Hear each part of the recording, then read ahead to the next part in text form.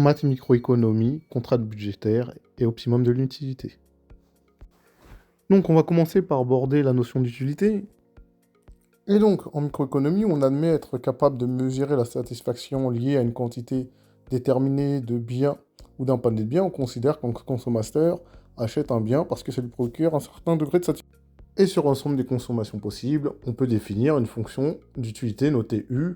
En général, on va utiliser une fonction à deux variables, dépendant de x1 et de x2 pour les exercices. On va définir l'utilité marginale d'une consommation notée UM. Elle se définit comme l'utilité qu'un agent économique tire de la consommation d'une quantité supplémentaire de biens. Autrement dit, c'est la dérivée de l'utilité par rapport au bien X.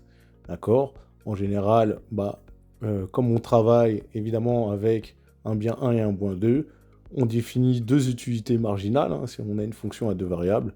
Donc l'utilité marginale du bien x1, umx1, qui est d rond u sur d rond x1, et l'utilité marginale du bien x2, qui est d rond u sur d rond x2. On va voir la notion de contrainte budgétaire. En microéconomie, on considère que le consommateur a un revenu R qui, lui, est déterminé, et que les biens 1 et 2, ils ont un prix P1 et P2. Donc, il aura une contrainte pour avoir un nombre de biens 1 qu'on va noter x1 et un nombre de biens 2 qu'on note x2. Et on considère, je trouve que c'est erroné, qu'il va dépenser l'ensemble de ses revenus sur les biens 1 et 2. Et donc on a la contrainte budgétaire suivante, c'est que le revenu, il est égal au nombre de biens 1 fois le prix d'un bien 1, plus le nombre de biens 2 fois le prix d'un bien 2. Pourquoi ceci est inexact ? En réalité, vous dépensez qu'une part de votre revenu. Et en fait, le R, si vous comprenez bien, c'est pas le revenu en tant que tel, c'est la somme qu'un consommateur va allouer au bien X1, au bien 1 et 2, pardon. Le but, c'est quand même d'optimiser l'utilité.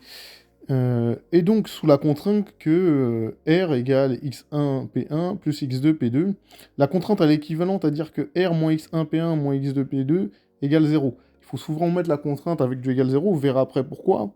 Et pour optimiser en général les fonctions à deux variables, sous contrainte, on utilise le Lagrangien, où le Lagrangien de x1 x2 lambda, c'est égal à la fonction d'utilité, U de x1 x2, moins lambda fois la contrainte, c'est-à-dire moins lambda, facteur de R moins x1 P1 moins x2 P2.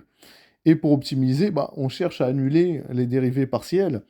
Et donc la dérivée partielle par rapport à x1, c'est um de x1 moins lambda P1, d'accord ?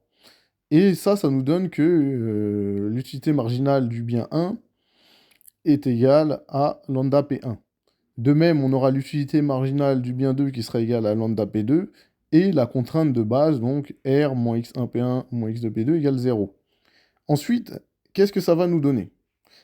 Évidemment, quand vous allez faire simplement UM1 sur UM2, ça va nous donner P1 sur P2, et on va garder la contrainte en dessous, et voici les équations qu'on a à l'optimum. Maintenant, on va pouvoir faire un petit exercice avec une fonction d'utilité qui est donnée ici. Donc, je vous propose de répondre à ce problème d'optimisation au tableau. Je rappelle le problème. On nous donne une fonction d'utilité U de xy qui est égale à xy. On nous dit que le revenu du consommateur est de 120 €, que le prix du bien X est de 2 € et celui du bien Y est de 6 €. On nous demande d'optimiser U. Rappelez-vous, déjà, on va écrire la fonction d'utilité et on va écrire la contrainte. La fonction d'utilité U, c'est U de xy égale x fois y.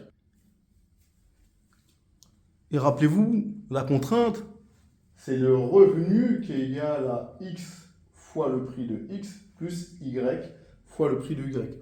Or, le revenu il est de 120, donc ça me fera 120 égale 2x plus 6y, tout simplement. Et qu'est-ce qu'on sait à l'optimum ? À l'optimum, on a ça. On a UMX sur UMY, c'est-à-dire l'utilité marginale de x divisé par l'utilité marginale de y est égal au prix du bien x divisé par le prix du bien y. Ça, c'est ce qu'on a vu précédemment. et on va garder la contrainte. D'accord? Sauf que c'est quoi, du coup, l'utilité marginale du bien x? Eh ben, on se rappelle que l'utilité marginale du bien x, c'est la dérivée partielle par rapport à x de l'utilité. Donc, quand je dérive xy par rapport à x, eh ben, je considère qu'y est une constante, et la dérivée de x c'est 1 fois y, il me reste y. D'accord?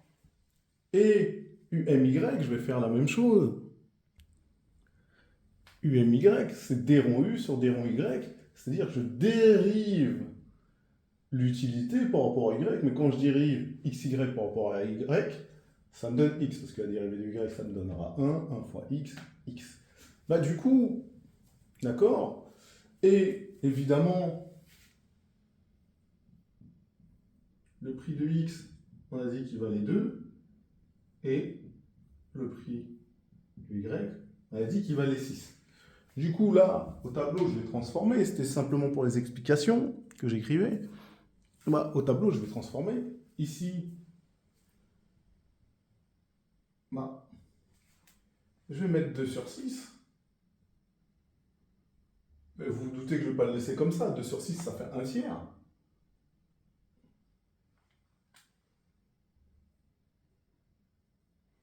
Et du coup, ici, je vais remplacer UMX par Y et UMY par X.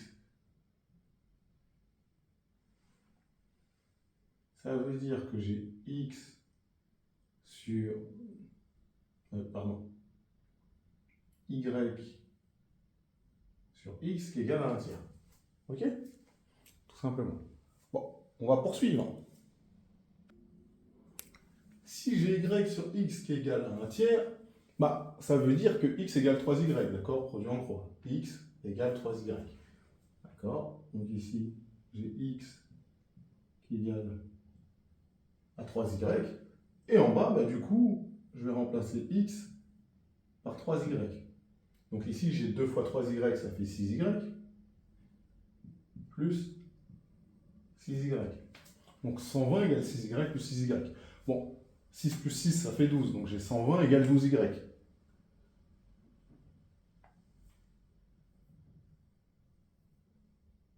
N'oubliez pas l'équivalence. Si j'ai 120 égale 12Y, bah Y égale 10, d'accord? Vous divisez 120 par 12, ça vous donne Y égale 10. Ok? Donc ici, j'ai Y égale 10. Et comme X égale 3Y, donc X égale 3 fois 10. Et 3 fois 10, ça fait 30. Et bien, en fait, pour optimiser ma fonction d'utilité sous la contrainte 120 égale 2x plus 6y, il faut que x soit égal à 30 et y égale à 10. Et donc maintenant, je vais pouvoir calculer l'utilité. Donc, u de 30, 10, ça me fait... Donc, ça va me faire quoi? 30 fois 10.